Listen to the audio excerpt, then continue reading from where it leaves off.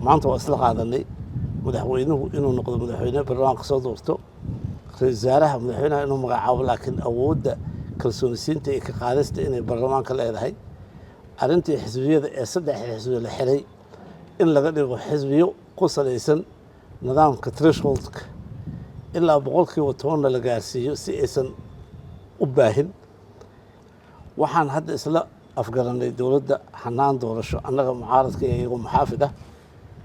mar dambe aan gacanta u gelinayn qof siyaasi ah inuu soo xilo barnaamijka federaalka Soomaaliyeed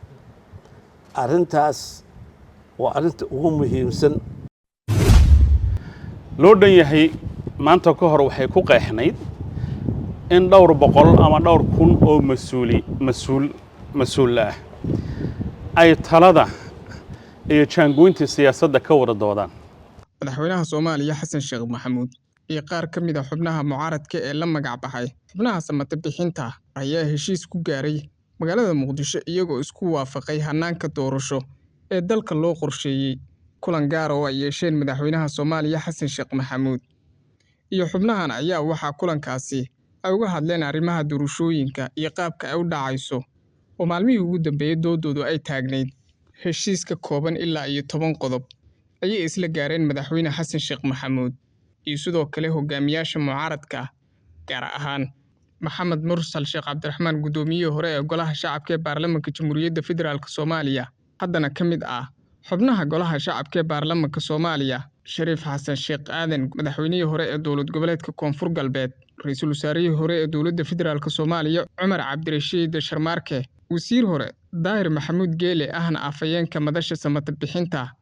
kuwaas oo si wada jira u soo saaray qodobadan waxaa la isla gartay adkeynta madaxbanaanida iyo midnimada Jamhuuriyadda Federaalka Soomaaliya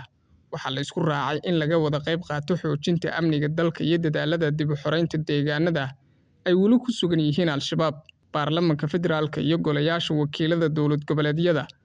ayaana soo dooranaya ayay ku yiraahdeen war-saxaafadeedkooda madaxweynaha Jamhuuriyadda Federaalka Soomaaliya sidoo kale golayaasha wakiilada ayaa dooranaya hogaamiyaasha iyo hogaamiye ku-xigeenada dowlad goboleedyada dalka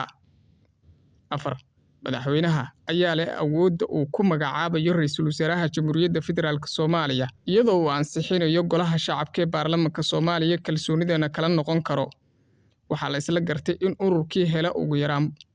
10% xubnaha baarlamaanka Federaalka Soomaaliya uu noqonayo xisbi qaran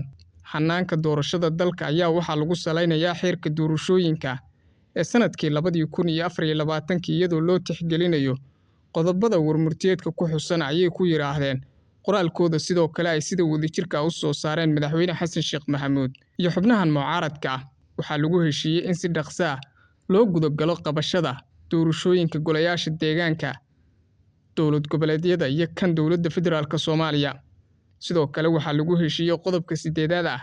in sida ugu degdega badan loo dhameystiro cutubyada weli harsan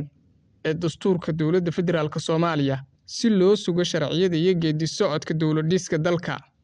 waxaa la isku raacay in si wada jir ah muxaafad iyo mucaarad looga wada qayb qaato geedi socodka doorashada tooska ah ee qof iyo cod